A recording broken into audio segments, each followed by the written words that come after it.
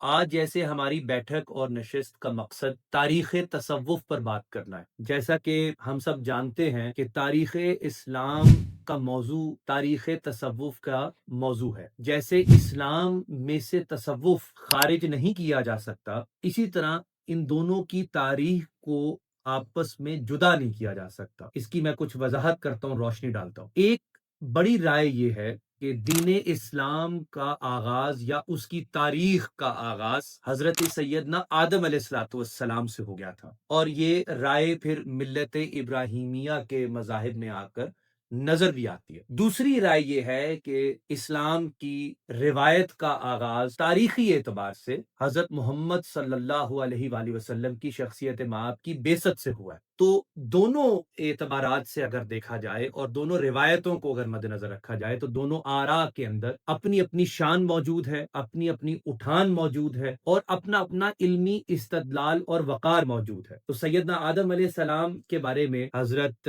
شیخ ابو یحییٰ منیری فرماتے ہیں کہ وہ پہلے صوفی تھے، صوفی باصفا حضرت آدم علیہ السلام خود تھے، جنہوں نے فقیرانہ اور درویشانہ زندگی گزاری، اور جب وہ اس زمین پر آئے تو زمین پر آنے کا مقصد ہی توبہ اور دوام ذکر تھا۔ اسی طرح دوسری رائے یہ ہے تصوف کے بارے میں کہ رسالت مآب علیہ الصلوۃ والسلام کی شخصیت مآب اور آپ کی تعلیمات کا بنیادی حصہ تعلیم و تدریس قرآن، اس کی حکمت اور ان کے مخاطبین کا تزکیہ ہے۔ تو ان تین اعتبارات کو اگر آپس میں جوڑ لیا جائے تو ہمیں سمجھ میں آتا ہے کہ رسالت مآب علیہ الصلوۃ والسلام نے اپنے اصحاب میں رضوان علیہم اجمعین جس تزکیے کا ڈول ڈالا، اور آپ نے اپنی شخصیت مآب سے قریش مکہ سے جو دو القابات حاصل کیے، صادق اور امین، وہ آپ کے دور اور اصحاب رسول کے دور، بالخصوص شیخین خلفائے راشدین، اور جب تک خلافت ملوکیت میں تبدیل نہ ہوئی، نئی شکل میں یہ دو القابات ڈھل کر آپ کے چاہنے والوں میں آئے، یعنی عابد اور زاہد۔ تو تاریخ تصوف پر پہلا نقطہ یا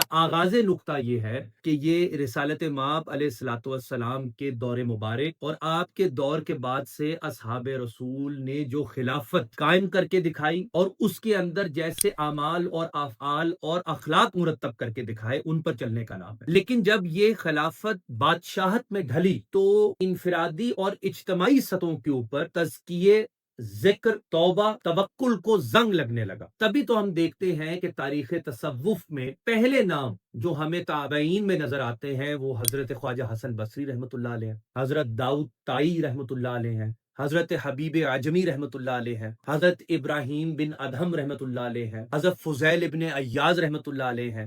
اب ان تمام شخصیت مآب کا ذوق دوام ذکر، توبہ اور زہد ہے۔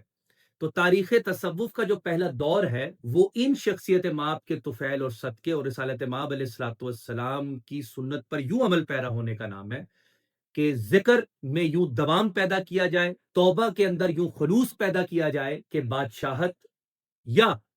کسی بھی قسم کا ملوکیت پر مبنی تصور انسان کی انفرادی اور اجتماعی زندگی کو خاک آلود نہ کرے۔ پھر ہم دیکھتے ہیں کہ یہ سفر جب نیچے کو آتا ہے اور دوسرا دور شروع ہوتا ہے تو یونان کی یلغار نے علمی اور فلسفیانہ نئے مضامین اور مسائل پیدا کیے۔ اس دور میں پھر دو بڑے صوفیہ کا ذکر سامنے آتا ہے، حضرت خواجہ جنید بغدادی رحمۃ اللہ علیہ اور بایزید تیفور بستامی رحمۃ اللہ علیہ۔ اور آپ دونوں کے جو سلاسل اور آپ دونوں کا جو ذوق ہے، انہوں نے فلسفیانہ اور اس سے متعلق سوالوں کے تشفی بخش جوابات دیے۔ تو جو جنیدیہ سلسلہ ہے اس کے اندر بھی، اور جو تیفوریہ سلسلہ ہے بستامیہ، اس کے اندر بھی ہمیں دوسرے دور کے اندر یہ خالص شان ملتی ہے کہ انہوں نے دوام ذکر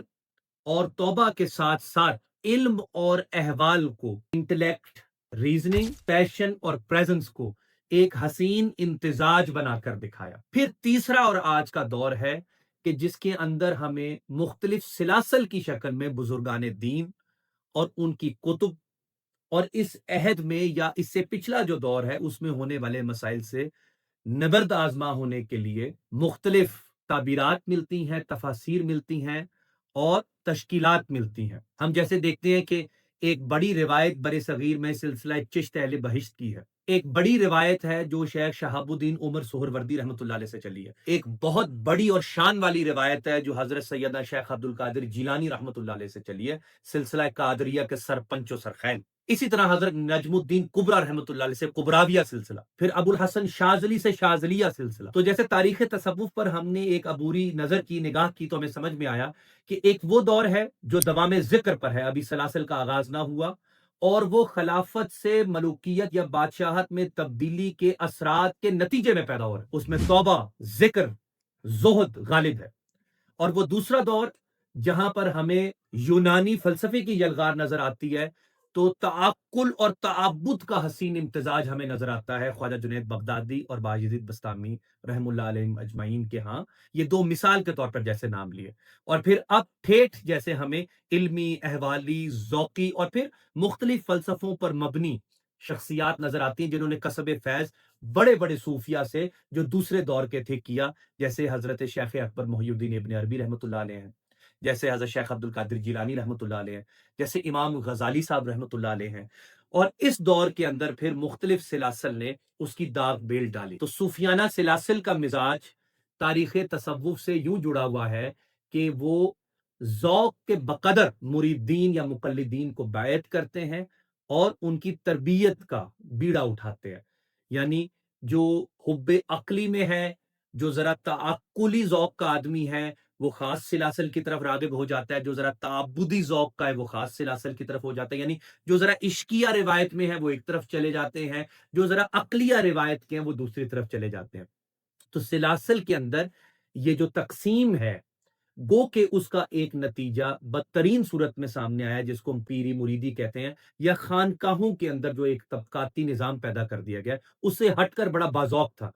وہ ہم انسانوں کی، یعنی ایز سبجیکٹس ہم انسانوں کی تکمیل کے لیے اور تکمیل میں ترقی کے لیے پیدا کیا گیا تھا۔ تمام سلاسل اپنے ذوق میں، اپنے احوال میں، اپنی تعلیمات میں، اپنے خطبات میں، اپنے مواعظ میں جڑتے وہی ہیں جس تاریخ کا ہم نے ذکر کیا، مگر